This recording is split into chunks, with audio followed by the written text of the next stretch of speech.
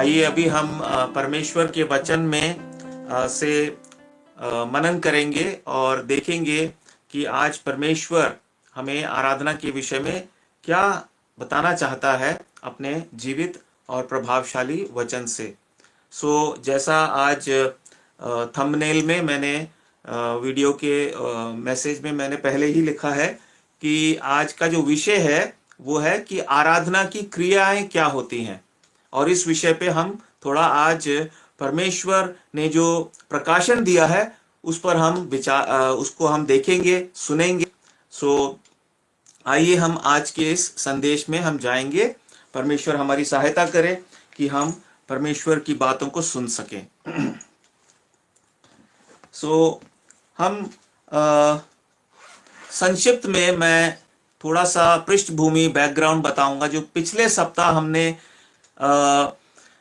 परमेश्वर ने जो बातें हम पर प्रकट की थी उनके विषय में हम थोड़ा सा देखते हैं। जो पृष्ठभूमि है, पिछले सप्ताह हमने देखा कि आराधना जो है वो एक निरंतर होने वाली प्रतिक्रिया है, एक लगातार, एक कंटिन्यूअसली चलने वाला कार्य है। ये कोई एक विशेष कार्य नहीं है। और फिर हमने देखा, उसका उदाहरण हमने देखा कि जैसे हमारे शरीर में हमारी सांस है, हमारा हृदय है, वो लगातार चलता रहता है। और एक और चीज है जो लगातार हमारे जीवन में होती रहती है, वो है विचारों का आना और जाना। कोई विचार आता है, कोई जाता है, कोई आता है, कोई जाता है। विचार चलते रहते हैं, हम सोचते रहते हैं। ये हमने देखा था। और फिर हमने इस बात पर परमेश्वर ने हमारा ध्यान लगाया कि हमारी जो सोच है, हमारे जो विचार हैं, वो परमेश्वर के प्रति केंद्रित होने चाहिए। जब तक हमारे विचार परमेश्वर के प्रति केंद्रित नहीं होंगे, तब तक हम हर पल, हम हर एक सांस में, हर एक हृदय की धड़कन में हम परमेश्वर के आराधना करने वाले नहीं बन पाएंगे। हम ऐसे कार्यों को नहीं कर सकते जिनसे परमेश्वर की महिमा होती है। क्योंकि अगर हमारे विचार ही परमेश्वर के प्रति केंद्रित नहीं है, अगर हमारे विचार किसी और अन्य व्यक्ति या वस्तु की तरफ केंद्रित हो जाते हैं, अर्थात केंद्रित होने का मतलब है बिल्कुल हम उसी को हम प्राथमिकता देने लगते हैं। केंद्रित होने का मतलब ये नहीं है कि हम उनके विषय में कुछ सोच रहे हैं, उनकी कुछ सहायता करने के बारे में, उनके दुख के बारे में, उनके सुख के बारे में। लेकिन केंद्रित करने का मतलब है बस हम उसी के बारे में सोच रहे हैं, उसी को हमने सबसे बड़ा बना लिया, सबसे महत्वपूर्ण बना लिया। वहां पर हमारी और परमेश्वर की संगति टूट जाती है। वहां पर परमेश्वर और हमारा संपर्क टूट जाता है, किसी भी चीज को यदि हम परमेश्वर से बड़ा बना दें। और फिर हमने देखा कि यदि हमें अगर ये सुनिश्चित करना है, या हमें अगर ऐसा जीवन चाहिए कि हम हर समय परमेश्वर के बारे में सोचते रहें, मतलब हमारा जो विचार है वो परमेश्वर के प्रति केंद्रित हो, तो फिर उसके लिए क्या करना होगा। तो हमने एक उदाहरण देखा कि एक उदाहरण प्रभु ने हमें दिखाया कि जैसे एक व्यक्ति उसी चीज के ऊपर मन लगाता है जहां पर जिस चीज को वो प्यार करता है। देखिए, प्रभु ने भी इस विषय में एक बात कही थी, जो वचन मैं आपको बताना चाहता हूं। मत्ती की पुस्तक में प्रभु ने कहा, जहां तुम्हारा मन है, जहां तुम्हारा धन है, वहीं तुम्हारा मन है। देखिए, मत्ती के 5 अध्याय में प्रभु ने इस तरह से कहा कि माफ कीजिएगा, 6 अध्याय में 6 अध्याय के 21 वचन में, मत्ती 6 अध्याय, मैथ्यू चैप्टर 6 एंड वर्स 21, जहां पर इस तरह से प्रभु ने कहा, क्योंकि जहां तेरा धन है वहां तेरा मन भी लगा रहेगा। इस वचन की सहायता से भी हम इस बात को समझ सकते हैं। धन मतलब जो चीज हमारे लिए कीमती है, जिससे हम बड़ा प्यार करते हैं। हम उससे क्यों प्यार करते हैं? हमें उसके बारे में कुछ ज्ञान हो गया है। जब इंसान को पता लग जाता है कि पैसे से तो सब कुछ हो सकता है, तो कुछ लोगों के लिए वो एक सबसे विशेष प्रिय वस्तु बन जाती है।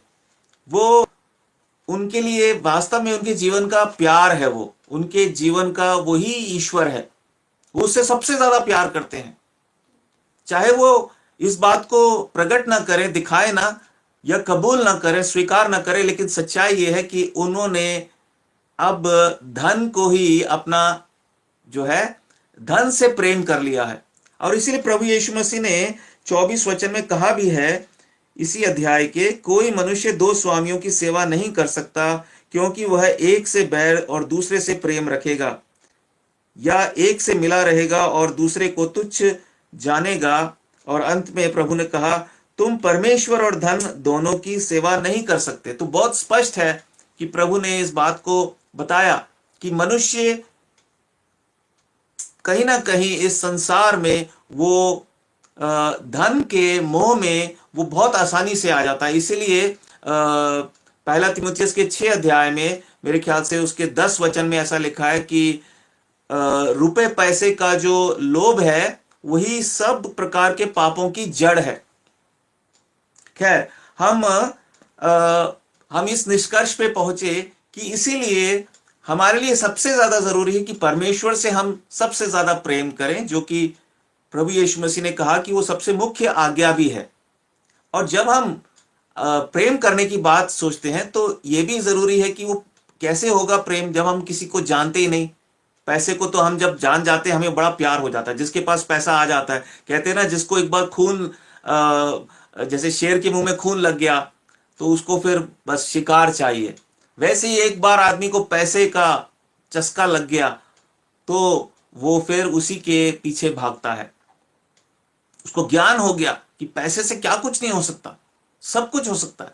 कुछ लोग ये भी सोचते हैं कि पैसे से प्रेम खरीदा जा सकता है, जबकि ये संभव नहीं है। लेकिन पैसे में इतनी ताकत है कि उन्हें ऐसा लगता है, और कुछ हद तक थोड़ी देर के लिए वो नकली प्रेम ही हो, लेकिन वो उन्हें मिल जाता है। पैसे को देखकर लोग आपसे प्रेम करने लगते हैं, आपको बड़ा आदर देने लगते हैं।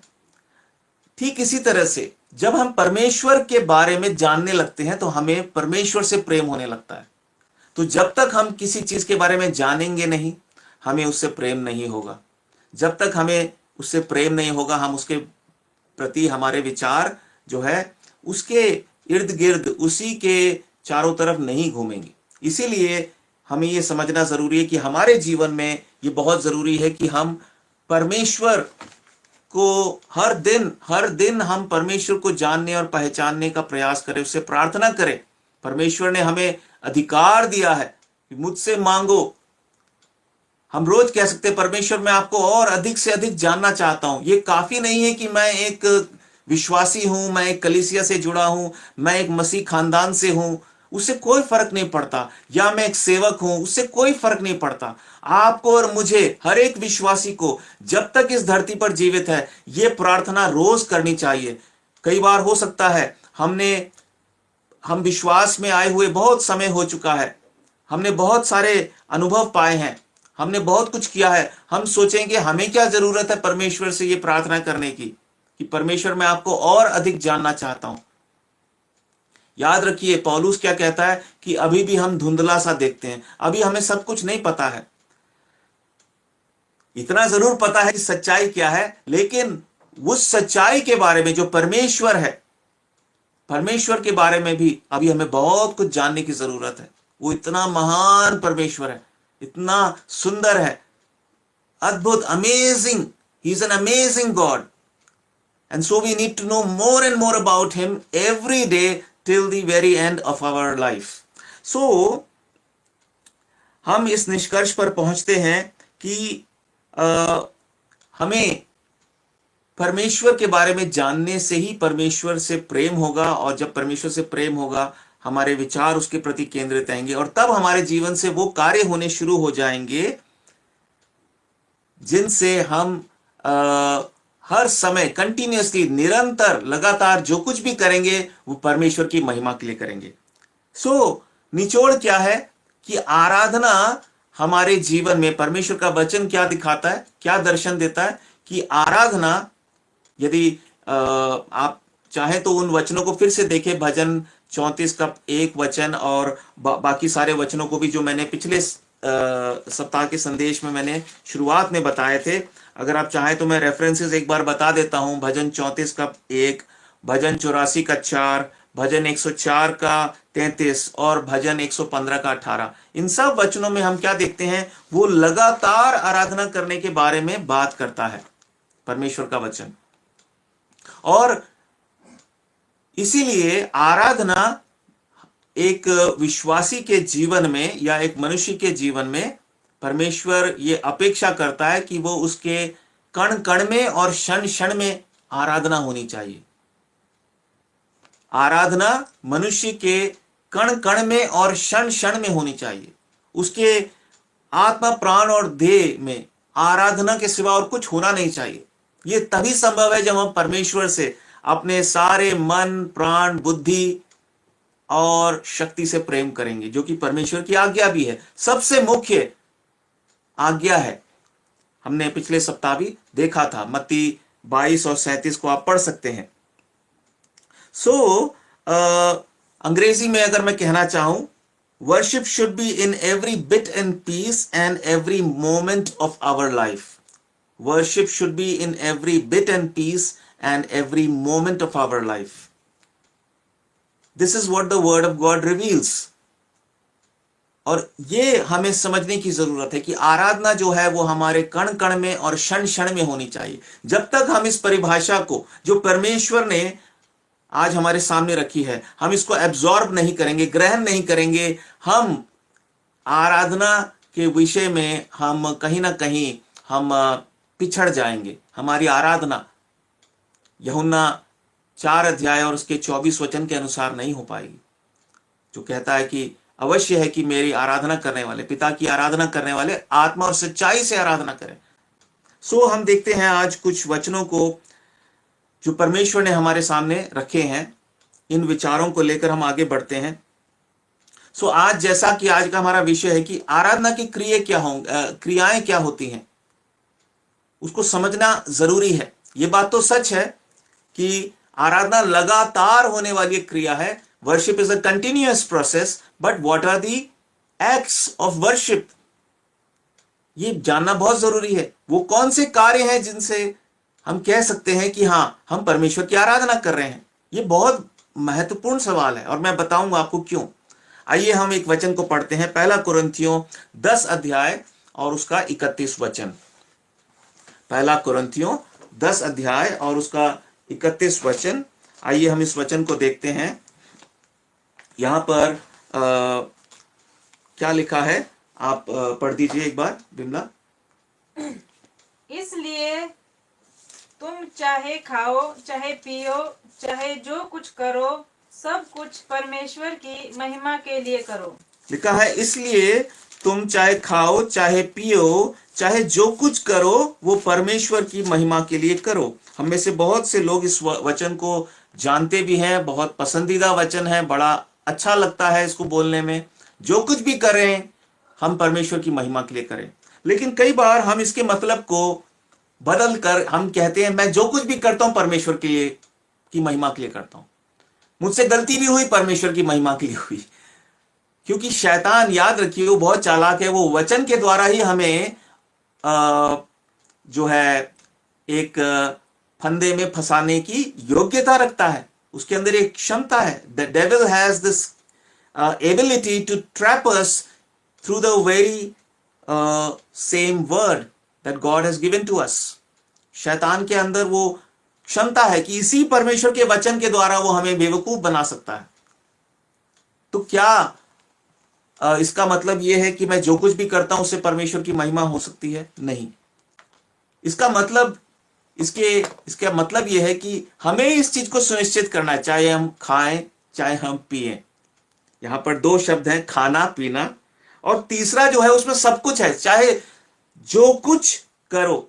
देखिए क्या लिखा है, इसलिए तुम चाहे खाओ चाहे पियो चाहे जो कुछ करो, सब कुछ परमेश्वर की महिमा के लिए करो। दैट मीन्स अब ये हमारी जिम्मेवारी है। इंग्लिश में जो भाई बहन पढ़ना चाहते हैं उसको इंग्लिश में पढ़ें। It is very clearly mention, whatever we do, whether we eat or we drink Whatever we do, we must do it for the glory of God. But इसका मतलब है कि हमें इस चीज को सुनिश्चित करना है। यहां पर हम हालांकि आज का टॉपिक वो नहीं है, लेकिन अगर आप देखेंगे अगले वचन में क्या लिखा है, तुम ना यहूदियों, ना यूनानियों और ना परमेश्वर की कलीसिया के लिए ठोकर के कारण बनो। ये वचन हमें याद दिलाता है और सामने एक और प्रकाशन भी रखता है। इसका मतलब सबसे पहले तो हमें सुनिश्चित करना है कि हम जो कुछ भी करते हैं, चाहे खाते हैं, चाहे पीते हैं, चाहे जो कुछ भी करते हैं, किसी से बात करते हैं, किसी के साथ हम समय बिताते हैं, हम किसी के लिए ठोकर का कारण ना बने।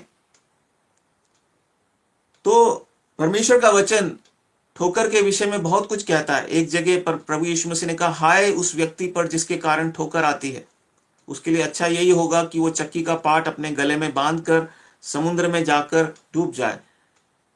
प्रभु यीशु मसीह का वास्तव में मतलब ये नहीं कि वो खुदकुशी कर ले, लेकिन वो इतनी गंभीर बात है कि एक ऐसे व्यक्ति के लिए कोई आशा नहीं है जो ठोकर खिलाता हो। हम सब ने जाने जाने में ठोकर खिलाई है, लेकिन एक बार हम परमेश्वर के द्वारा उद्धार पाने के बाद भी अगर हम ठोकर खिलाते हैं तो ये बड़ी दुर्भाग्य की बात है। हमें उसके विषय में बहुत सख्त चेतावनी है। प्रभु कहता है, हाय उस व्यक्ति पर जिसके कारण ठोकरें आती हैं। और बहुत सारे वचन हैं, हम अभी उन पे नहीं जाएंगे। मत्ती के 5 अध्याय में आप पढ़ सकते हैं, उसके 22 से 24 वचन में प्रभु यीशु मसीह ने कहा, यदि कोई मेरी वेदी के पास कोई भेंट लेके आता है, अर्थात नए नियम के अनुसार, आज के समय के अनुसार परमेश्वर कह रहा है, यदि तुम में से कोई मेरी आराधना के लिए, मेरी महिमा के लिए कुछ भी कर रहा है, लेकिन एट द सेम टाइम साथ ही साथ उसके जीवन में उसने किसी को ठोकर खिलाई है, तो उसको सबसे पहले क्या करना है, जाकर उस व्यक्ति के साथ मेल मिलाप करना है। चाहे उससे क्षमा मांगो, चाहे उसको समझाओ कि कुछ गलत फहमी हुई है। तो उस वचन को आप बाद में देखिएगा। फिर हम देखते हैं रोमियो के 14 अध्याय के 13 वचन में भी लिखा है कि एक दूसरे को ठोकर मत खिलाओ, एक दूसरे के सामने कोई ठोकर मत रखो। हम बहुत सारे उदाहरणों को देख सकते हैं कैसे ठोकर लगती है। एक छोटा सा उदाहरण जो मैं अभी पढ़ूंगा नहीं, अगर आप मरकुस के 14 अध्याय को देखेंगे, वहां एक स्त्री जब प्रभु यीशु मसीह का आदर करने के लिए एक जटामासी का इत्र लेकर आई और प्रभु यीशु मसीह पर उंडेला, तो चेले कुड़कुड़ाने लगे और उसे कहने लगे कि ये तो बड़ा महंगा इत्र है, तूने क्यों इसको जो है फिजूल खर्च कर दिया, थोड़ा सा डालती, पूरा क्यों डालना था, डाल दिया। इससे तो बहुत से लोगों की मजदूरी इससे दी जा सकती थी। तो प्रभु ने उसे कहा, उसे सताओ मत, वो जो कर सकती थी उसने किया, मेरी महिमा के लिए किया। तो चेले लोग उस समय उसको ठोकर वो ठोकर खिला दिया उन्होंने अपने वचनों से। हम कई बार अपने शब्दों से हम रूडली बात करते हैं, हम कठोरता से बात करते हैं। मैंने कुछ समय पहले एक संदेश डाला था, जो लोग सुन रहे हैं वो मेरे उस प्लेलिस्ट में देख सकते हैं, कलीसिया के विषय में। आज की कलीसिया में एक सबसे बड़ा पाप क्या है कि हम एक दूसरे के लिए ठोकर का कारण बन रहे हैं, निराशा का कारण बन रहे हैं, क्योंकि प्रेम नहीं है, सिर्फ होठों का प्रेम है, कार्यों से नहीं दिखता है। और इसका बहुत बड़ा दाम चुकाना पड़ेगा उन लोगों को जो ये पाप कर रहे हैं। प्रभु करे कि हमारे किसी के भी जीवन में पाप ना हो। खासकर उनके लिए बहुत नुकसान जो है, जोखिम है, संकट है, जो इस बात को लेकर बेपरवाह है, जांच नहीं रहे अपने आप को। कोई भी ये नहीं कह सकता कि मैंने हर व्यक्ति से मैंने बहुत सच्चा प्रेम किया। हम सब कहीं ना कहीं चूक जाते हैं। इसीलिए रोमियो के मेरे ख्याल से 8 अध्याय में लिखा है कि माफ कीजिएगा 13 अध्याय में लिखा है कि प्रेम को छोड़ और किसी बात में किसी के कर्जदार मत रहो। हम प्रेम के विषय में हमेशा कर्जदार रहेंगे। एक क्षण के लिए उस वचन को मैं पढ़ देता हूं। रोमियो 13 अध्याय में और उसके 8 वचन में लिखा है, आपस के प्रेम को छोड़ और किसी बात में किसी के कर्जदार ना हो। आजकल उल्टा है, हम बाकी की चीज में कर्जदार हैं, पर हम प्रेम के विषय में हम कहते हैं हमने अपना प्रेम कर लिया, मैंने उसको, उस बहन को, उस भाई को जरूरत थी, मैंने ये काम कर दिया। कुछ लोग तो जरूरत भी नहीं सोचते, वो कहते बस मैंने उसको ज्ञान दे दिया, उसको, वो पाप कर रहा था मैंने उसको चिता दिया। ये नहीं है प्रेम, ये तो बहुत छोटी सी चीज है। आपने कार्य से क्या किया, किसी के लिए कार्य से क्या किया, खासकर उन विश्वासियों के लिए जिन्हें आप जानते हैं। कई बार पवित्र आत्मा आपको याद दिलाते हैं। याद रखिए, बाइबल में बहुत से, परमेश्वर के वचन में बहुत से ऐसे इंसिडेंट्स हैं, बहुत से ऐसे घटनाएं हैं। पवित्र आत्मा ने किसी व्यक्ति से बात की और उसे कहा फलाने व्यक्ति के पास जाओ, फलाने व्यक्ति को ये जरूरत है। आज तो कोई ऐसी गवाहियां सुनने को नहीं मिलती हैं, पर परमेश्वर का वचन कहता है कि प्रेम कार्यों से दिखना चाहिए। सो हमें ठोकर नहीं खिलानी है। और दूसरी बात है, हम वापस पहले वचन पे आते हैं, पहला कुरिन्थियों 2 और उसका 31, कि जो कुछ करो परमेश्वर की महिमा के लिए करो। तो सवाल क्या पैदा होता है, क्या हम, इसका मतलब क्या हम जो भी कार्य करते हो परमेश्वर, उससे उसकी परमेश्वर की महिमा होती है? ये बात जरूरी नहीं है। कई बार हम सोच सकते हैं कि हाँ, क्योंकि हम इस वचन के अनुसार, हो सकता है हम कुछ कुछ कार्य करने लग जाएं, ये मैं परमेश्वर की महिमा के लिए कर रहा हूं। आज मैं सड़क पर कंबल बांटने जा रहा हूं जिससे कि परमेश्वर की महिमा हो, पर हो सकता है परमेश्वर कहे मेरी तो इससे महिमा नहीं हो रही है। क्यों? क्योंकि देखिए, 2 वचन में और पढ़ूंगा। सबसे पहले दूसरा कुरिन्थियों और उसका 5 अध्याय और 9 वचन। दूसरा कुरिन्थियों उसका 5 अध्याय और 9 वचन। वहां इस तरह से लिखा है, इस कारण हमारे मन की उमंग ये है कि चाहे साथ रहें चाहे अलग रहें, पर हम उसे भाते रहें, हम परमेश्वर को भाते रहें। अर्थात जो कुछ भी हम करें, जहां भी हम रहें, चाहे हम साथ में हो, एक संगति के रूप में, एक कलीसिया के रूप में, एक मंडली के रूप में, चाहे हम अपने परिवार वालों के साथ हो, चाहे हम कहीं ड्यूटी पर गए हों, अलग हो, सफर कर रहे हो, ट्रैवल कर रहे हो, हम परमेश्वर को भाने वाले काम करें, परमेश्वर को भाने वाला चाल चलन हमारा हो। हम फिजूल की बातों पर, व्यर्थ की बातों पर मन ना लगाएं, हमारे सोच विचार बेकार की बातों के बारे में ना हो, परमेश्वर के बारे में हो। और एक और वचन पढ़ेंगे, इफिसियों और उसका 5 अध्याय और उसका 17 वचन। वहां इस तरह से लिखा है, इस कारण निर्बुद्धि ना हो, पर ध्यान से समझो कि प्रभु की इच्छा क्या है। इस कारण निर्बुद्धि ना हो, पर ध्यान से समझो कि प्रभु की इच्छा क्या है। प्रभु की इच्छा को जानना, उस काम को समझ जानना कि उसको क्या भाता है। यही वो कार्य हैं जिनको करने से हम परमेश्वर की महिमा कर सकते हैं हर समय। इसका मतलब है, जब हम अपने काम पर जाते हैं, जब हम स्कूल जाते हैं, अगर आप छात्र हैं, स्टूडेंट हैं, आपको ये सुनिश्चित करना है, पता लगाना है, प्रार्थना करनी है, सहायता मांगनी है, परमेश्वर मेरा चाल चलन, मेरा जो कंडक्ट है, मेरा जो बिहेवियर है, वो ऐसा हो जो आपको भाता हो। मेरे कपड़े पहनने का तरीका, मेरा खाने पीने का तरीका। कई बार हम बहुत लालची हो जाते हैं। कई बार खासकर जवान बच्चे इस बात को देखते नहीं कि उन्हें क्या खाना चाहिए, क्या नहीं खाना चाहिए। हम सब ने ये गलतियां की हैं, बट जैसे जैसे हम उद्धार के जीवन में आगे बढ़ते हैं, हमें समझ में आने लगता है कि हमें कई विश्वासी लोग अपने उस धन को जो परमेश्वर ने उन्हें दिया है, फिजूल की बातों में खर्च करते हैं। वो जाके बड़े बड़े रेस्टोरेंट्स में खाना खाते हैं। क्यों? क्या आपको नहीं पता कि कितने सारे प्रभु के लोग भूखे और प्यासे हैं? क्या आपको इतना भी समझ नहीं है कि कितने सारे प्रभु के लोग जेलों में बंद हैं?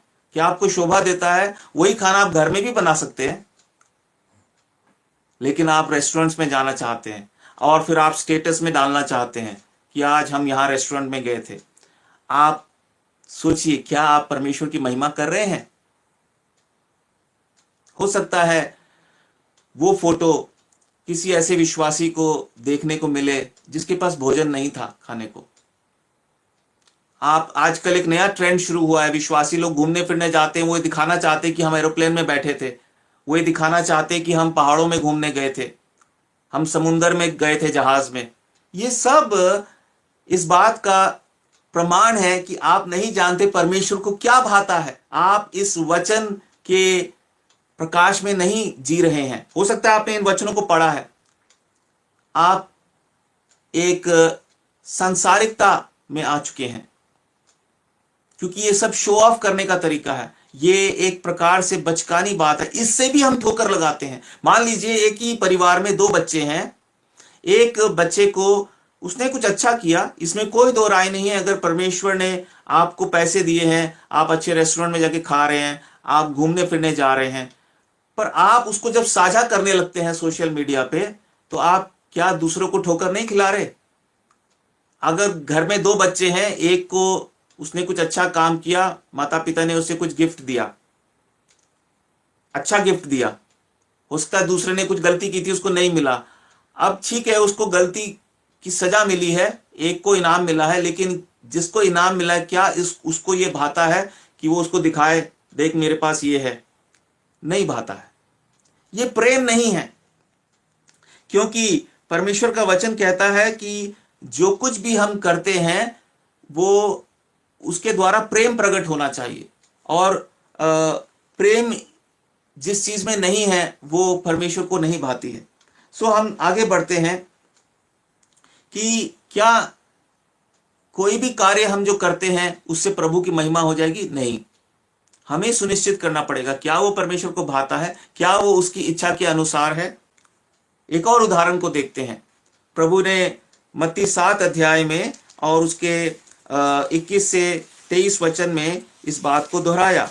ये इतना अद्भुत और इतना महत्वपूर्ण वचन है कि मेरे हिसाब से हर विश्वासी को ये वचन अपने घर में किसी एक दीवार पर लगाना चाहिए और रोज इसे पढ़ना चाहिए, क्योंकि सबसे ज्यादा, खासकर मुझे तो ये वचन हर बार, प्रभु इस वचन को मेरे अधिकांश बार जब मैं प्रभु का वचन बांटता हूं तो ये वचन जरूर मेरे मन में पवित्र आत्मा डालते हैं। क्यों? क्योंकि कितना जरूरी है कि हम प्रभु प्रभु तो करते हैं, पर क्या हम वो कार्य करते जो उसकी इच्छा में है? इसलिए प्रभु यीशु ने कहा मत्ती 7 और 21 में, जो मुझसे हे प्रभु कहता है, उनमें से हर एक स्वर्ग के राज्य में प्रवेश ना करेगा, परंतु वही जो मेरे स्वर्गीय पिता की इच्छा पर चलता है। उस दिन बहुत से लोग मुझसे कहेंगे, हे प्रभु, क्या हमने तेरे नाम से भविष्यवाणी नहीं की और तेरे नाम से दुष्ट आत्माओं को नहीं निकाला?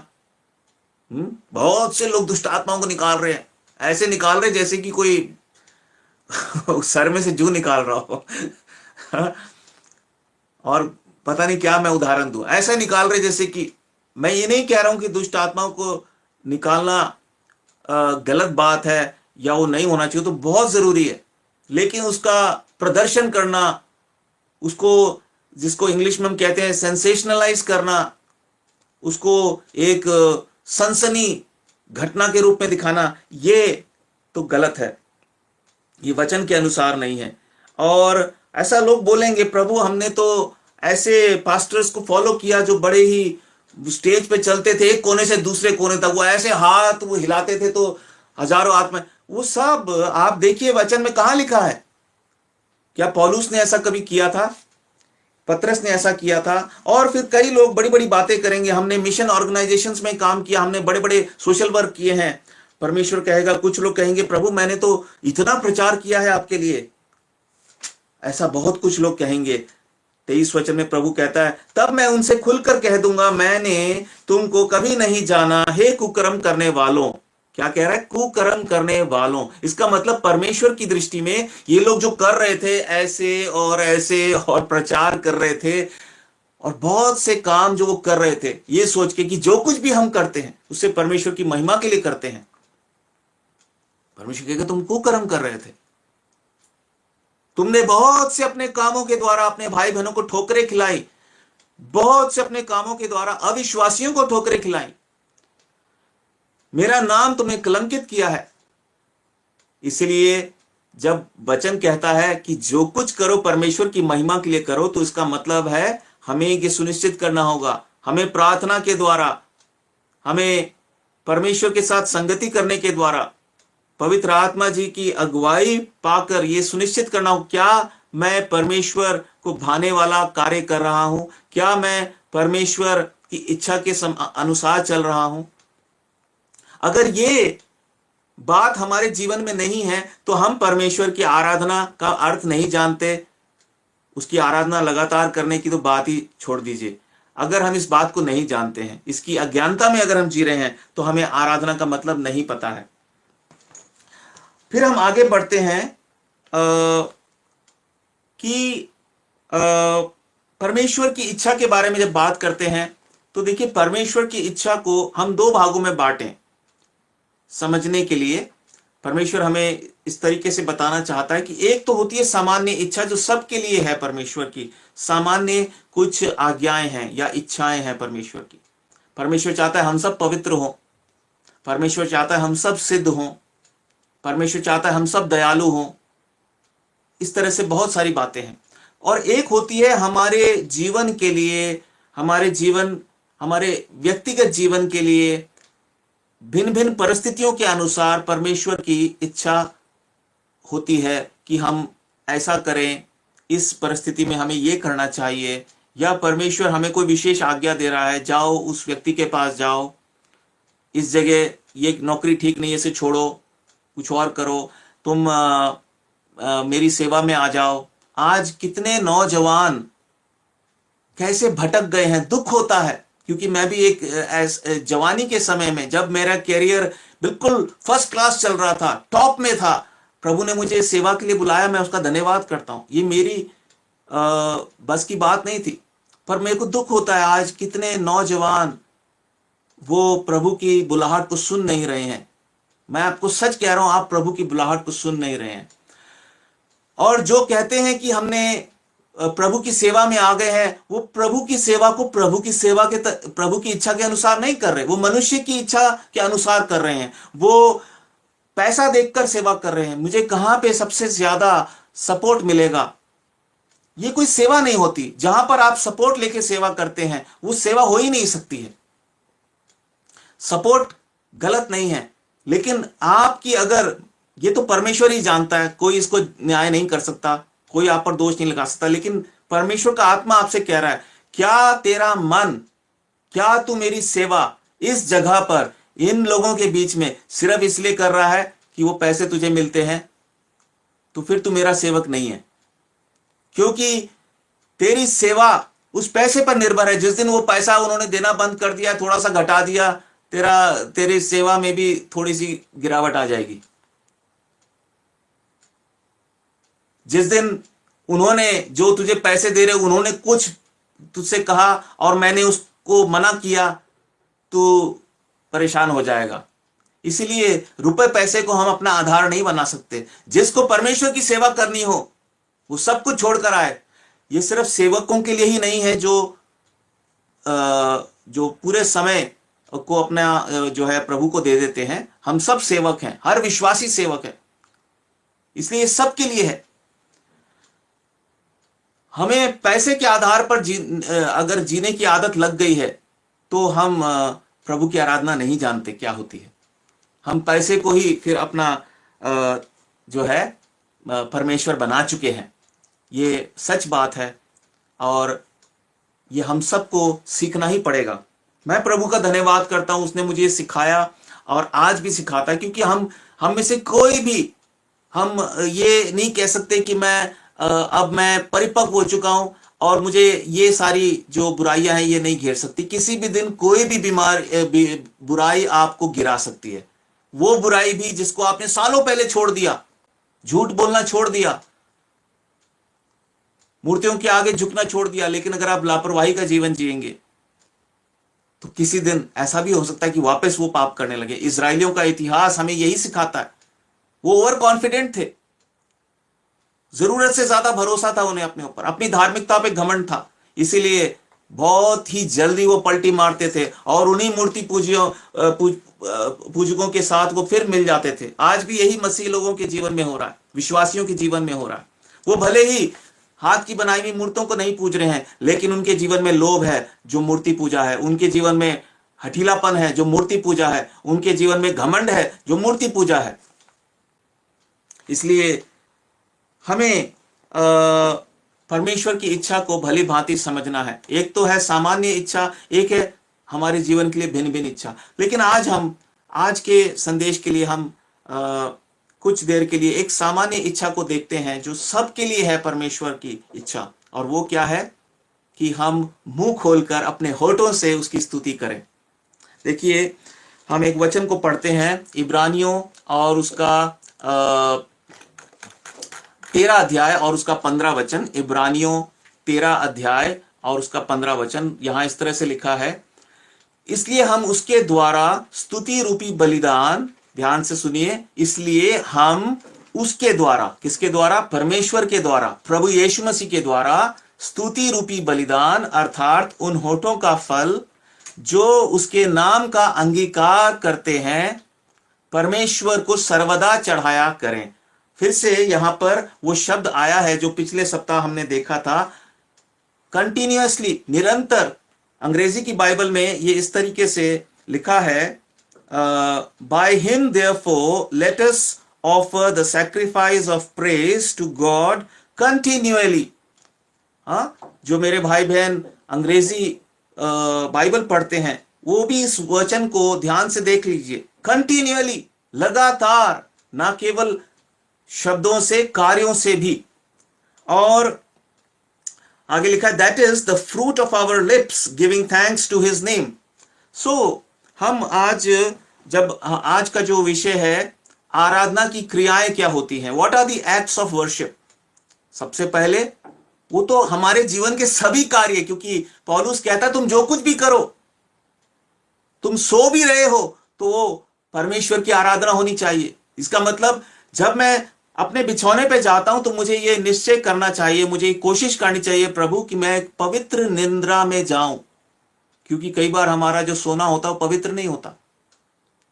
जब हम लोगों से लड़ते हैं, जब हम अश्लील चीजों को देखते हैं, हमने संसारिकता में जीवन बिताया, हम जब सोएंगे तो हम डिस्टर्ब रहेंगे, हमें स्वर्ग के दर्शन नहीं दिखाई दे सकते, हमें संसार की बातें दिखाई दे रही होंगी। मुझे याद है जब विश्वासी होने के बाद भी जब मैं नौकरी करता था तो ऑफिस का इतना काम रहता था और कई बार मैं उसको परमेश्वर से बड़ा बना दिया करता था, और ऑफिस से आने के बाद मैं वचन नहीं पढ़ पाता था, परमेश्वर के साथ संगति नहीं कर पाता था, और उसका परिणाम ये होता था कि जब मैं सो रहा होता था और सुबह होते होते अर्ली मॉर्निंग, तो मुझे वही ऑफिस की ही घटनाएं याद ऐसा लगता था मैं ऑफिस पहुंच चुका हूं, मेरा दिन शुरू हो चुका है, और फिर मेरी नींद खुलती थी, फिर मैं जल्दी से प्रभु का वचन पढ़ता था। पर अब मुझे समझ में आया कि वो, और आज भी कई बार ऐसा होता है कि जब मैं रात को सोता हूं, कई बार मुझे लगता है प्रभु आज मैं सोया तो जरूर, पर कहीं ना कहीं मेरा मन तेरे से एक नहीं था। क्यों? क्योंकि मैं निरंतर प्रभु आपकी आराधना नहीं कर रहा हूं। मुझे निरंतर आराधना करनी है। दाऊद कहता है मैं निरंतर तेरी आराधना करते रहूंगा, आई शैल वर्शिप यू कंटिन्यूअसली। इसलिए हमें प्रभु आज पहली क्रिया के बारे में हम देख रहे हैं। इस विषय को हम शायद जैसा प्रभु अगुवाई करेगा 2-3 भागों में हम इस पे मनन करेंगे। आज पहली क्रिया को हम देख रहे हैं कि होठों से स्तुति करना। होठों से स्तुति करना ये क्या होता है, ये कौन कर सकते हैं, कैसे कर सकते हैं, इसके बारे में परमेश्वर आज हमें बताना चाहता है। सबसे पहली चीज, ये पहली क्रिया क्यों मैं बता रहा हूं, देखिए जब एक बच्चा जन्म लेता है, सबसे पहली चीज होठों से स्तुति कौन कर सकता है, या किसी भी प्रकार से स्तुति कौन कर सकता है? जिसका उद्धार हुआ हो। उद्धार का मतलब नया जन्म हुआ हो, जिसका नया जन्म हुआ हो। जिसका नया जन्म नहीं हुआ उसको नहीं पता, वो अनजाने में अगर कुछ ऐसा कर भी रहा है जिससे परमेश्वर की महिमा हो रही है, तो अभी उसको परमेश्वर की जो इच्छा है कि आत्मा सच्चाई से वो आराधना करने के लिए तैयार नहीं है। क्योंकि परमेश्वर चाहता है कि हम नया जन्म पाएं। कुछ लोग सोचते हैं कि ठीक है, अभी हम प्रभु यीशु मसीह पर विश्वास तो नहीं करते या हमने अपना जीवन उसको नहीं दिया है, पर हम चर्च चले जाएंगे, हम संदेश को भी सुन लेंगे, हम वहां पर जाके कुछ डोनेशन भी दे देंगे। वो अच्छी बात है अगर आप करना भी चाहें, लेकिन उससे आपका वो परमेश्वर की आराधना नहीं है। परमेश्वर उससे शायद खुश होगा, पर वो परमेश्वर की आराधना नहीं है।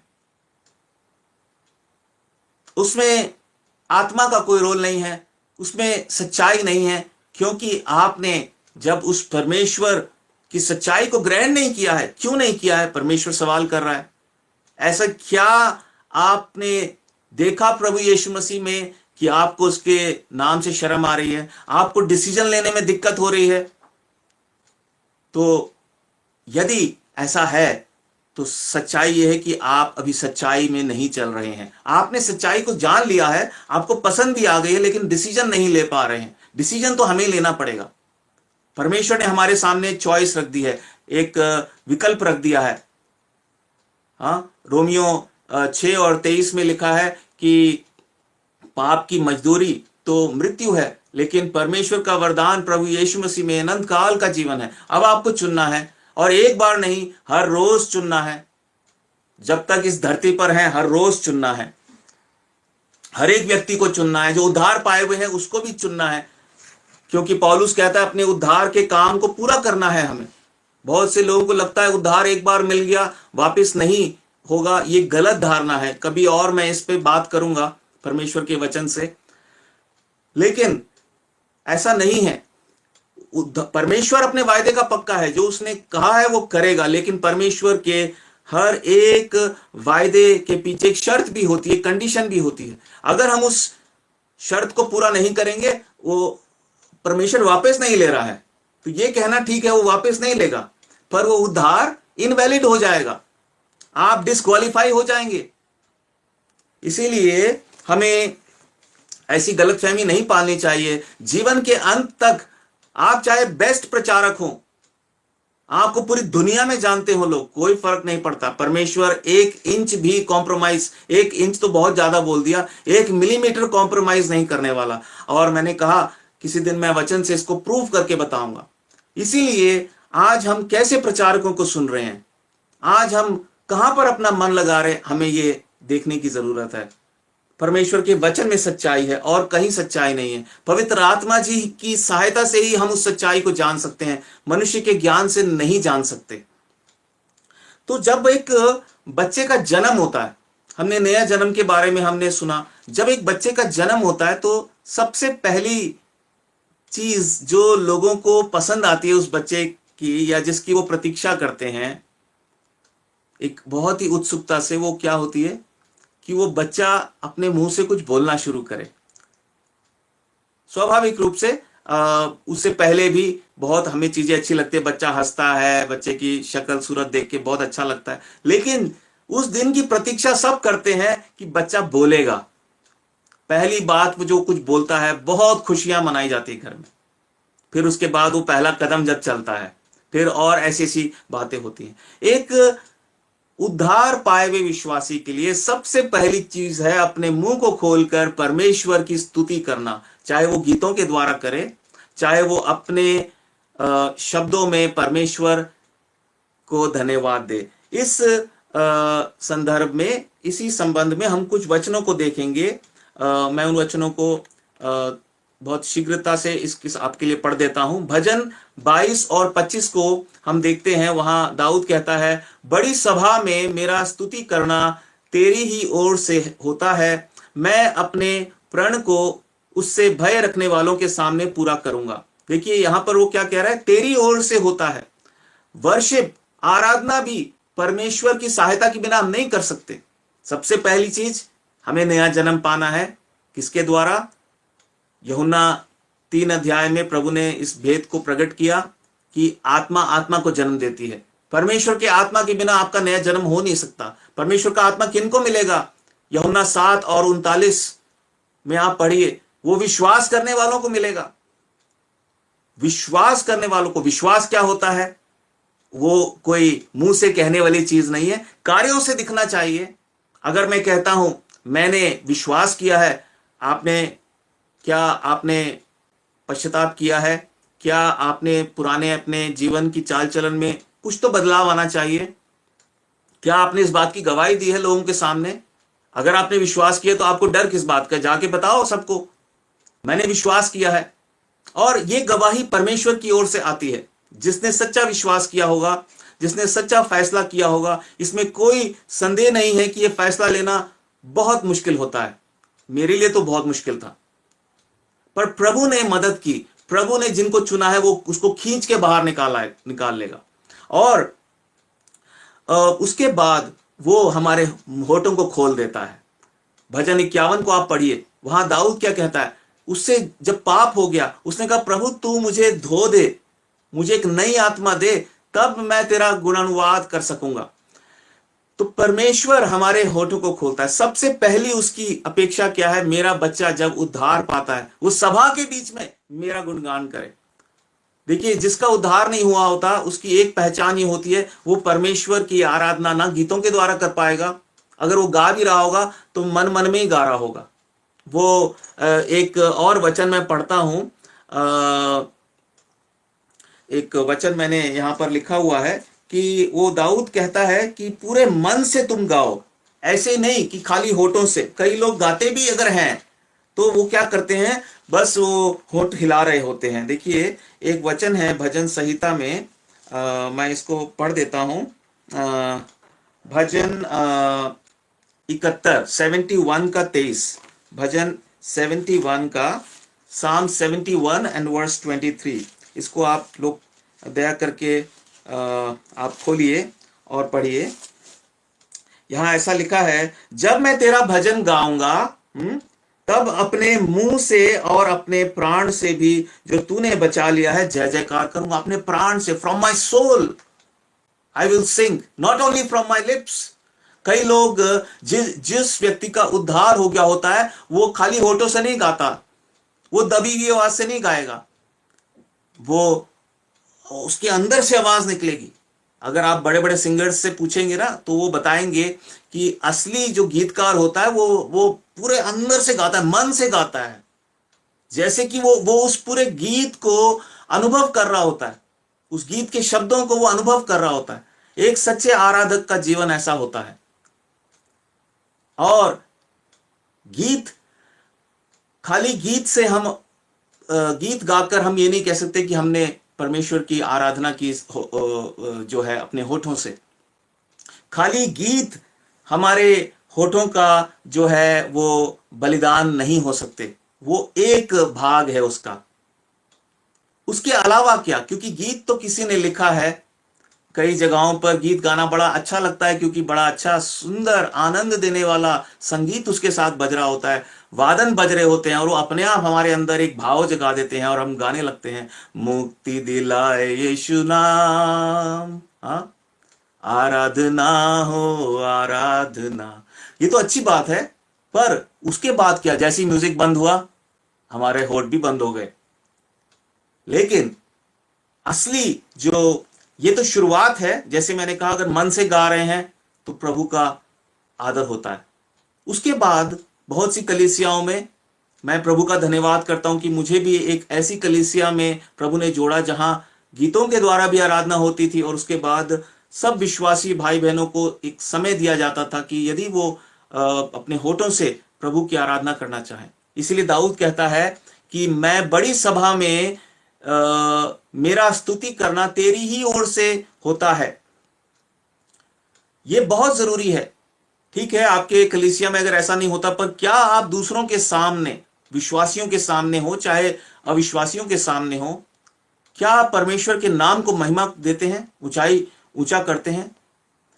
बहुत से अवसर ऐसे मिलते हैं, बहुत सी गवाहियां मेरे जीवन में हैं, बहुत सी गवाहियां मैंने बहुत से विश्वासियों के जीवन में सुनी है कि उनको मौका मिलता है to praise their God in front of others, परमेश्वर की महिमा करने का दूसरों के सामने।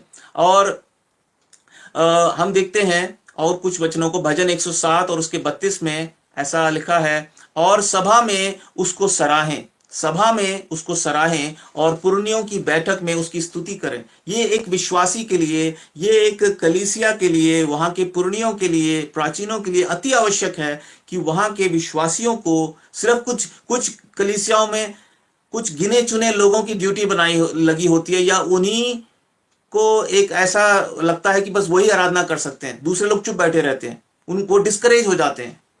ऐसा नहीं है। जहां तक संभव हो हर एक कलीसिया के मेंबर को यह प्रोत्साहन दिया जाना चाहिए, जैसा भी परमेश्वर आपको सद्बुद्धि देता है, कितना टाइम उसके लिए देना है, लेकिन जहां तक संभव हो सब लोगों को यह अनुभव मिलना चाहिए कि वो अपने होठों से, अपने शब्दों में, जैसे स्कूल में हमें एक होमवर्क मिलता था कि अपने शब्दों में एक निबंध लिखो, अपने शब्दों में कुछ पंक्तियां लिखो। हाँ, एक उद्धार पाए हुए व्यक्ति के पास क्या कुछ कहने को है परमेश्वर के लोगों के सामने, परमेश्वर की गुणगान, परमेश्वर की जय जयकारी के लिए वो क्या कहना चाहता है? ये होठों का बलिदान है। और हम आगे बढ़ते हैं। इसके बाद गीतों के द्वारा हमने देखा और हमने अपने शब्दों से देखा। हम एक दो रेफरेंसेस को मैं और पढ़ देता हूं। भजन 109 और उसके 30 वचन में लिखा है, मैं यहोवा का बहुत धन्यवाद करूंगा और बहुत से लोगों के बीच में उसकी स्तुति करूंगा। किनके बीच में? बहुत से लोगों के बीच में। मुझे सड़क पे भी खड़े होकर अगर प्रभु का गीत गाने का मौका मिले, मैं गाऊंगा। मैं तो प्रभु का धन्यवाद करता हूं, मुझे एक आध बार मौका मिला था, पर मैं कई बार सोचता हूं प्रभु जिस दिन सतावट आएगी, ऐसी सतावट की सब लोगों पे सतावट आएगी, प्रभु मुझे ऐसा मौका मिले, सड़क पर कोई मुझे रोके और मैं कम से कम गीत तो गा ही सकता हूं। कहना तो बहुत आसान है, लेकिन प्रभु दया करे। प्रभु की सहायता के बिना हम नहीं कर सकते। बड़ी सभा में मेरा स्तुति करना प्रभु की ओर से होता है। हाँ, हमारे होठों का बलिदान प्रभु की ओर से तैयार किया जाता है, हम उसको चढ़ाते हैं। हमारा प्रभु कितना महान है, हमारी आराधना में भी वो हमारी मदद करता है, पर कई बार हम उसकी मदद नहीं लेना चाहते हैं। हम अपनी बुद्धि से आराधना करते हैं, या हम उसकी आराधना करते ही नहीं है, ना कार्यों से, ना शब्दों से, किसी भी प्रकार से नहीं। इसलिए इब्रानियों 13:15 में लिखा है, इसलिए हम उसके द्वारा स्तुति रूपी बलिदान अर्थात उन होठों का फल जो उसके नाम का अंगीकार करते हैं, परमेश्वर को सर्वदा चढ़ाया करें।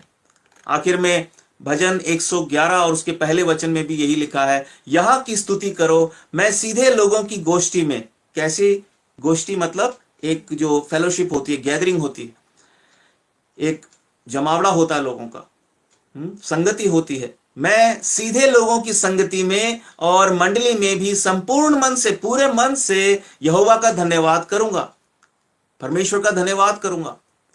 इट्स वेरी इंपॉर्टेंट कि प्रभु के लोग जो है वो सार्वजनिक रूप से अपने शब्दों में, सिर्फ गीत के द्वारा नहीं, अपने शब्दों में परमेश्वर का धन्यवाद कर सके। अक्सर ऐसा मौका तो हमें प्रभु के लोगों के बीच में ही मिलेगा, हम दूसरे लोगों के बीच में तो कर नहीं सकते, पर कई एक बार मिल भी जाता है। और इस तरह से हम देखते हैं कि सबसे पहला जो एक्ट ऑफ वर्शिप है, सबसे पहला जो आराधना का कार्य एक विश्वासी के जीवन में होना चाहिए, वो है वो अपने होठों से परमेश्वर की स्तुति करना सीखे, गीतों के द्वारा भी पूरे मन से गाए और फिर अपने शब्दों में भी परमेश्वर की आराधना करें। अगर आपकी कलीसिया में ऐसा नहीं होता, कम से कम अपने घर में आप शुरू कर सकते हैं।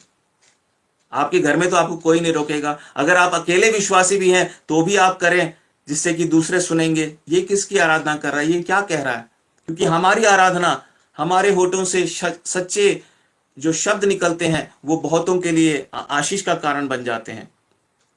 हम देखते हैं इसका एक बहुत ही सुंदर उदाहरण है दाऊद का जीवन। उसने कितने सारे भजनों को लिखा और वो उसके अपने विचार थे, वो मनन करता था परमेश्वर के बारे में। ऐसा नहीं था कि वो कोई कविता लिख रहा था, जो उसके जीवन में घटता था वो उसको गीतों में उसकी आराधना करता था, और बहुत से लोगों के लिए वो आशीष का कारण बन गए। आज हम उन भजनों को पढ़कर आशीष पाते हैं।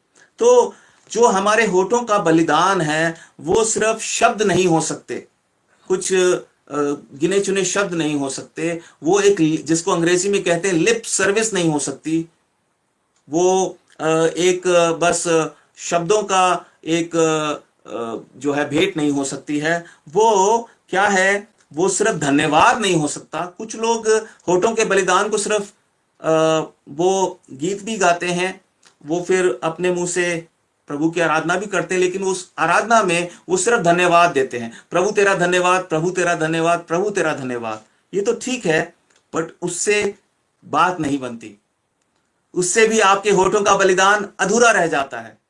आपके पास क्या प्रभु से और कुछ बोलने के लिए नहीं है? प्रभु आपके लिए क्या है? प्रभु का महत्व आपके लिए क्या है? प्रभु का जो वर्णन आप कैसे करेंगे? आप अपने प्रभु के बारे में क्या जानते हैं? वर्तमान में, बहुत ही निकट भविष्य में आपने क्या अनुभव किया परमेश्वर के बारे में? जब तक हम ऐसी बातों को ना कहें, इसका मतलब हम होठों के बलिदान का मतलब नहीं जानते हैं। परमेश्वर आपको ऐसा बलिदान चढ़ाने के लिए देगा, क्योंकि वो बलिदान तो इब्रानियों में लिखा है, इसलिए हम उसके द्वारा स्तुति रूपी बलिदान चढ़ाते हैं, उसके द्वारा वो परमेश्वर देगा, लेकिन मांगना हमें है। और हम देखते हैं कि भजन 103 में भी हम कहते हैं, हे मेरे मन यहोवा को धन्य कह, उसके किसी उपकार को ना भूलना। हमें धन्य कहना है, धन्यवाद देना है, पर परमेश्वर हमारे लिए क्या मायने रखता है? हम कैसे, दाऊद कहता है वो मेरी चट्टान है, वो मेरा ऊंचा गढ़ है, वो मेरे छिपने का स्थान है, वो मेरी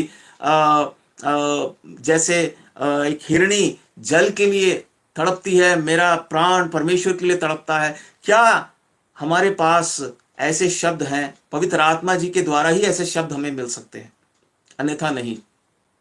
और याद रखें कि हम आखिरी और सबसे महत्वपूर्ण चीज जो हम उस पर आएंगे, लेकिन इससे पहले मैं उस बात को कहूं, हम देखते हैं कि क्या वो 4 बातें हैं जो परमेश्वर ने मुझे दिखाई जब मैं इस विषय पर मनन कर रहा था, कि प्रभु जब हम अपने होठों का बलिदान आपको चढ़ाएं इस तरीके से अपने शब्दों में, तो कौन सी 4 बातों पर हमें प्रभु हमें जो है ध्यान देना है। पहली चीज, परमेश्वर ने सबसे पहली चीज क्या है? हमें किन चीजों के लिए धन्यवाद भी और उसका गुणानुवाद, उसका गुणगान। धन्यवाद एक चीज है, giving thanks is one thing, but giving praise is another thing. तो worship means thanks and praise. आराधना का मतलब क्या है? धन्यवाद और परमेश्वर की जय जयकार, परमेश्वर की स्तुति, उसकी बढ़ाई, जिसको हम अंग्रेजी में प्रेज बोलते हैं, या कुछ और वर्ड से भी बोलते होंगे, है ना। केवल धन्यवाद देना नहीं है, उसका गुणानुवाद करना, उसका गुणगान करना।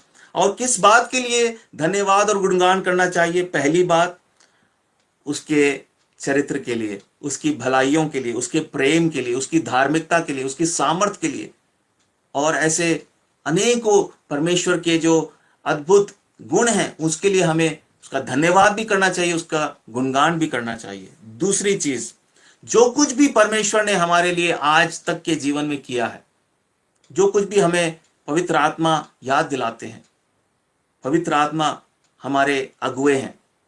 सबसे पहला अगुआ पवित्र आत्मा है, आपके पास्टर नहीं है, वो दूसरे हैं, वो आदर के योग्य हैं। मैं भी एक प्रभु का अगुआ हूं, लेकिन मेरा काम है मेरी भेड़ों को यह बताना कि मैं आपका अगुआ जरूर हूं, लेकिन वास्तव में आपका अगुआ प्रभु यीशु मसीह है। प्रभु यीशु मसीह के साथ समय बिताओ, प्रभु यीशु मसीह को पहचानो। मैं आपकी सहायता करूंगा। जहां आपको लगे मैं प्रभु यीशु मसीह की तरह नहीं हूं, मुझे बताओ, पर आओ हम मिलकर प्रभु यीशु मसीह की महिमा करें। आज ऐसा कहां होता है? बड़ा मुश्किल है। और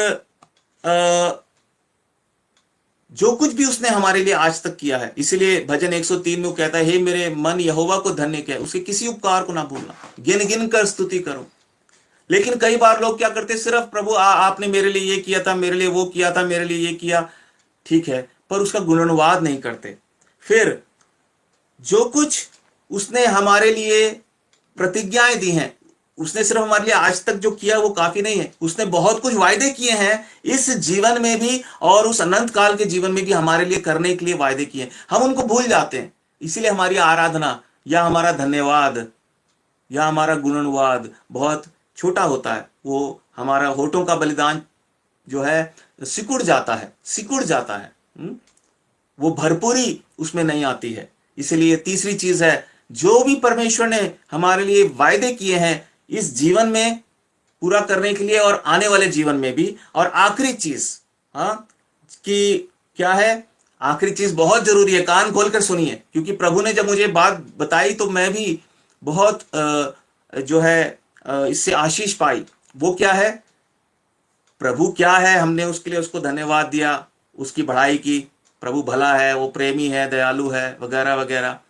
प्रभु ने आज तक मेरे लिए क्या किया, हमने धन्यवाद दिया, उसकी बढ़ाई की। प्रभु मेरे लिए क्या क्या वायदे कर रहा है, उसके लिए हमने धन्यवाद दिया, आराधना की। चौथी और सबसे महत्वपूर्ण बात जो ज्यादातर लोग नहीं करते, मेरे जीवन में भी मैं नहीं करता था, लेकिन प्रभु ने मुझे सिखाया कि हम प्रभु के लिए हमने आज तक क्या क्या किया है और हम आज इस समय में क्या कर रहे हैं। दो बातें, हमने क्या किया है प्रभु के लिए, उसको हम दो भागों में डिवाइड करते हैं, दो भागों में बांट देते हैं। क्योंकि ये भी कई बार लोग बहुत आसानी से कहते, प्रभु मैंने साल 2010 में, प्रभु आपको याद है मैंने क्या किया था, प्रभु आपको याद है 2023 में मैंने किया था, 2024 में क्या किया था, वो तो अब बीत चुका। डेफिनेटली इसके लिए, इसमें कोई संदेह नहीं है, हमें उसके लिए धन्यवाद देना चाहिए, उसकी प्रशंसा करनी चाहिए। प्रभु तूने कैसा अद्भुत काम प्रभु मेरे द्वारा, प्रभु मैं इस आपके लिए कर पाया, मैं बहुत आभारी हूं प्रभु। लेकिन आज क्या कर रहे हैं, सबसे इंपॉर्टेंट क्या है, आज मैं क्या कर रहा हूं प्रभु के लिए, वो अगर हम एक गवाही के रूप में कह सकते हैं, सच्ची गवाही, तो सच में हमारा जो होठों का बलिदान है प्रभु को बहुत भाता है, उस स्वर्ग में ग्रहण किया जाता है, आनंद मनाया जाता है। इसीलिए हम निष्कर्ष पे पहुंचते हैं, होठों का बलिदान कौन चढ़ा सकता है, उद्धार पाया हुआ विश्वासी, एक नया जन्म पाया हुआ विश्वासी, अर्थात बिना पवित्र आत्मा के ये कार्य हम कर नहीं सकते। और दूसरी और सबसे महत्वपूर्ण बात, होठों का बलिदान, किसका होठों का बलिदान ग्रहण किया जाएगा, उसके लिए हम दो वचन पढ़ेंगे और फिर हम समाप्त करेंगे आज के संदेश को। पहला वचन प्रकाशित वाक्य 14 अध्याय और उसका 13 वचन। प्रकाशित वाक्य 14 अध्याय का 13 वचन ऐसा लिखा है, फिर मैंने स्वर्ग से यह शब्द सुना, लिख, जो मृतक प्रभु में मरते हैं वे अब से धन्य हैं। मैं फिर से पढ़ रहा हूं, फिर मैंने स्वर्ग से यह शब्द सुना, लिख, जो मृतक प्रभु में मरते हैं वे अब से धन्य हैं। आत्मा कहता है हाँ, क्योंकि वे अपने सारे परिश्रम से विश्राम पाएंगे और उनके कार्य उनके साथ हो लेते हैं। उनके काम, उनके कार्य, हमारे जो होठों का बलिदान है वो सिर्फ लिप सर्विस नहीं हो सकती, शब्द नहीं हो सकते। हमने क्या काम किए हैं, क्या हमने जो, अगर मैं कहता हूं प्रभु तेरा धन्यवाद हो, प्रभु तूने मेरी सहायता की, मैंने प्रभु ऐसे ये सब काम मैं आज तक कर पाया, प्रभु मैं तेरा वचन लोगों को दे सका, प्रभु जी मैं तेरे लिए एक, प्रभु मैंने चौकसी का जीवन जिया है और आज भी प्रभु मैं जी पा रहा हूं, इसके लिए मैं तेरा धन्यवाद करता हूं। तो प्रभु चेक करेगा, कहीं आप झूठ तो नहीं बोल रहे, कहीं कथनी और करनी में फर्क तो नहीं है। और एक और वचन हम देख लेते हैं, मत्ती 15 अध्याय और उसका 8 और 9। यहां पर प्रभु कहता है, ये लोग होठों से तो मेरा आदर करते हैं पर उनका मन मुझसे दूर रहता है, और ये व्यर्थ मेरी उपासना करते हैं, क्योंकि मनुष्यों की विधियों को धर्मोपदेश करके सिखाते हैं। कई जगहों पर ओपन वर्शिप इसको बोलते हैं कि होठों का बलिदान हम चढ़ाएंगे। ये अच्छी चीज है, लेकिन अगर इसका दर्शन आपको नहीं मालूम है, इसका सही अर्थ नहीं पता है, परमेश्वर की अगुवाई में नहीं कर रहे हो, तो ये उतना ही हानिकारक भी है। क्यों? आपको लगता है आपने सिर्फ एक लिप सर्विस करके आपने विश्वासियों को ये आदत तो डलवा दी, लेकिन उनको सिखा नहीं रहे हैं कि ये होठों का बलिदान होता क्या है। उनके कार्य देखिए। मुझे याद है बहुत साल पहले एक छोटी सी कलीसिया में जहां मैं अगुवाई करता था, एक बहन आती थी कलीसिया में, और वो बहन हमेशा मीटिंग में लेट आती थी, और मुझे बड़ा दुख होता था क्योंकि मैं जानता था उसका घर बिल्कुल बगल में था। और मैंने कई बार सोचा उसको टोकूं, बोलूं। मुझे बड़ा दुख होता था कि वो लेट क्यों आती है, और वो ठीक उसी समय आती थी जब होठों का बलिदान चढ़ाने का समय आ गया होता था। तो वो कहती थी कम से कम मैं अपना वर्शिप कर दूंगी मैं सबके सामने, और वो बड़ी अच्छी आराधना भी करती थी। लेकिन मेरे मन में एक सवाल आया, प्रभु क्या इससे आपको आदर मिलता है? क्योंकि हमारी कथनी करनी में फर्क नहीं होना चाहिए। सिर्फ हमने आगे कुछ अच्छी अच्छी बातें बोल दी उससे नहीं होगा, वो हमारे कार्य हमारे साथ हो लेंगे। ऐसा लिखा है प्रकाशित वाक्य में। हम बच नहीं पाएंगे, हमारे कामों से प्रभु हमें परखेगा। इसलिए कई लोग विश्वास तो बोलते हैं लेकिन ये नहीं समझते कि विश्वास का मतलब क्या है। वो जीवित होना चाहिए, वो कार्यों से दिखना चाहिए। और कौन से कार्य, ये भी जरूरी है, जो परमेश्वर की इच्छा में है। ऐसा नहीं कि मैंने कंबल बांट दिए, मैंने ये कर दिया, मैंने प्रभु किसी के साथ लड़ाई नहीं की, मैंने बहुत अच्छे से बात किया है, लेकिन क्या प्रभु की इच्छा पूरी की है? प्रभु की इच्छा करना, पूरी करना बहुत जरूरी है। और फिर हमने देखा कि इस तरह से ये जो बात, हमारे जो काम है वो हमारी आराधना की नींव है। अगर हमारे जीवन में काम नहीं है प्रभु के लिए, शुरुआत डेफिनेटली, इसमें कोई संदेह नहीं है, निस्संदेह शुरुआत एक बच्चा तो बोलकर ही करता है। और हम भी जब नया जन्म पाते हैं हम कहते हैं प्रभु तेरा धन्यवाद हो, पवित्र आत्मा जी हमारे बंधनों को खोल देते हैं, हम परमेश्वर का नाम लेने लगते हैं सबके सामने पूरे मन से, खुशी से, आनंद से। पर उसके बाद क्या?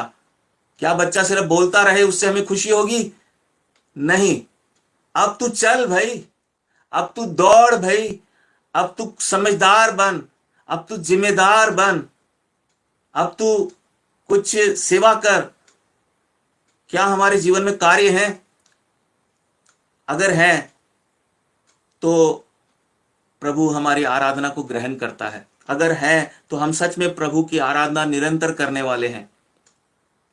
प्रभु इन वचनों के द्वारा हमें आशीष दे। अगले सप्ताह हम फिर से इसी विषय को थोड़ा और आगे बढ़ाएंगे और देखेंगे कि और कौन कौन से कार्य हैं आराधना के, और कौन कौन सी क्रिया है। What are the other acts of worship we will see next week if God allows us. अगर परमेश्वर की इच्छा हुई तो। सबको जय मसीह की। प्रभु आपको बहुत आशीष दे।